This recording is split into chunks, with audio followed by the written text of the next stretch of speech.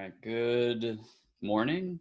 Good morning or afternoon, depends on what class I'm speaking to right now. It's Mr. Schmidt from earlier today or yesterday if you're fourth hour.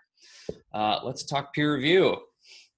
The first thing that we need to do to peer review is go to Google Classroom and click on the most recent thing. So this is going to open up a slideshow on your computer.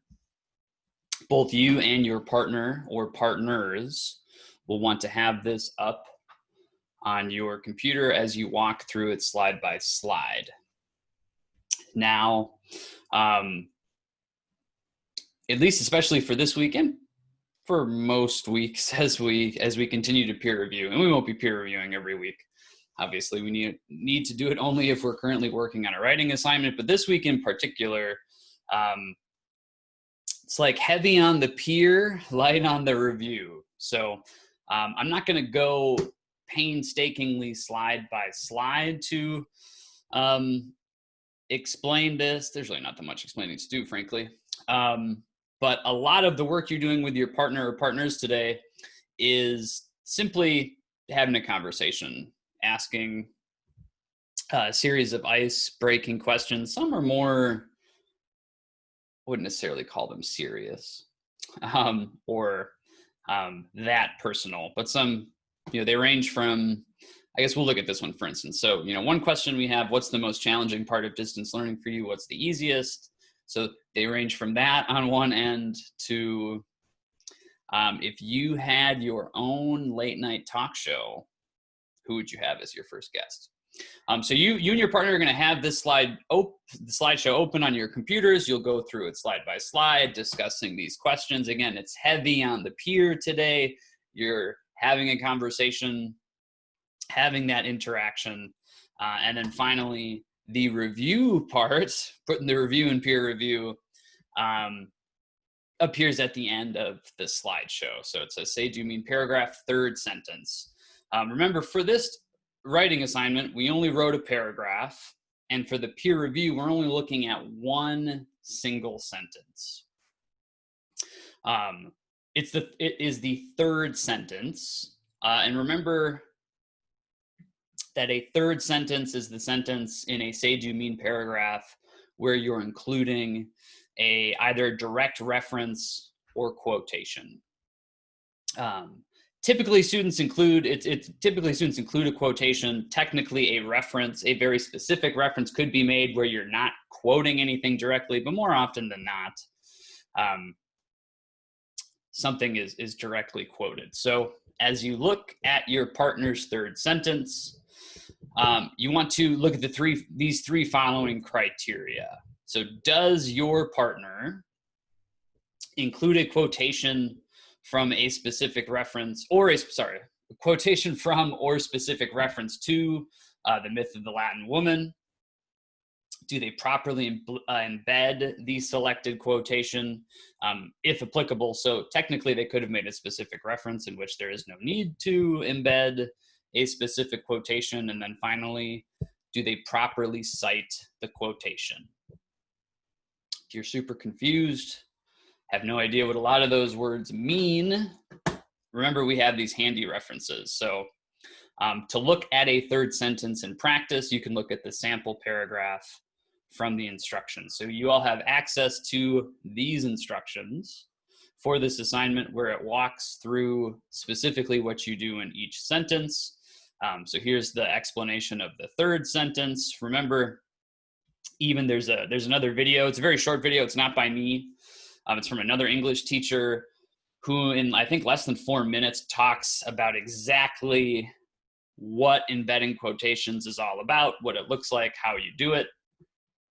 An example of an embedded quotation in a third sentence is viewable by following this link. So I have this open already on my screen. So remember, this is the sample paragraph that I wrote about James Cameron's film Aliens.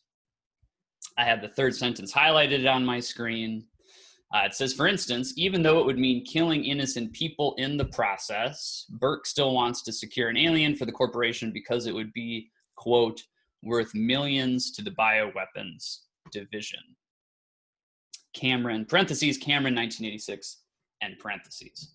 So looking back at what is being asked of you. So if I were someone reading what I just read during a peer review, I'd want to consider the following things. So does that include a quotation or specific reference to what's being analyzed? Of course it does. It has a specific quotation. So quote, worth millions to the bioweapons division. So that's a quote from the script of the movie. So far so good. We got that. We got a quotation. Does it properly embed the selected quotation? Yes, it does. So to properly embed, and then again, that video from the instructions does a better job than I'll do right now necessarily in just a pinch, because I'm trying to make this somewhat brief. The quotation is blended into the sentence. The quotation doesn't just stand on its own. It's not just a quote dump, to borrow a phrase from the video, from the instructions about embedding quotations.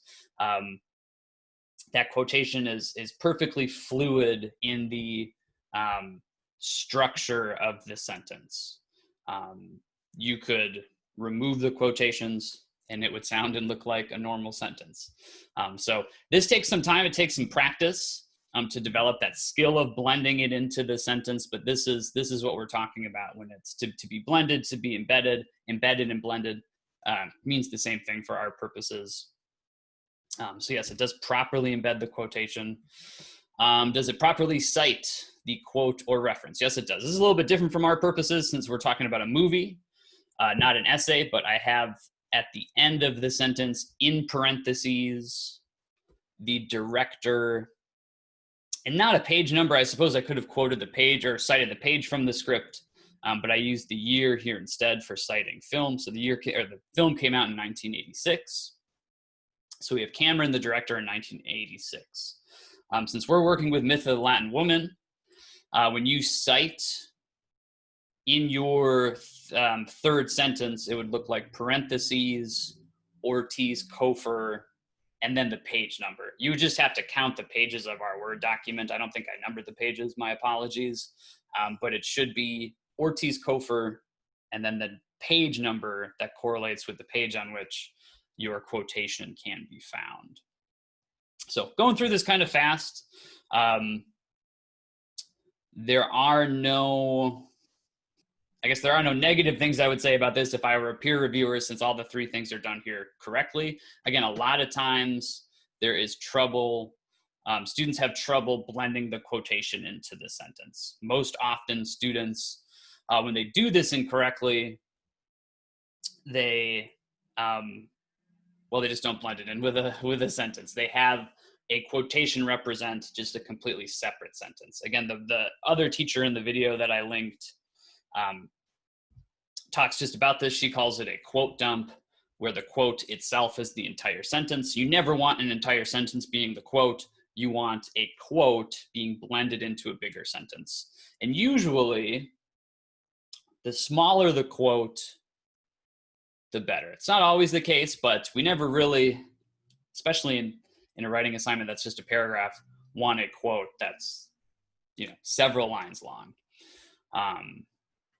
So yeah, that is the bulk of the review half of peer review today. We're looking just at sentence 3. Does your partner use a quote or direct reference? Do they cite it correctly? Do they embed it correctly? All right, I'll see you soon. As soon as I stop the recording here.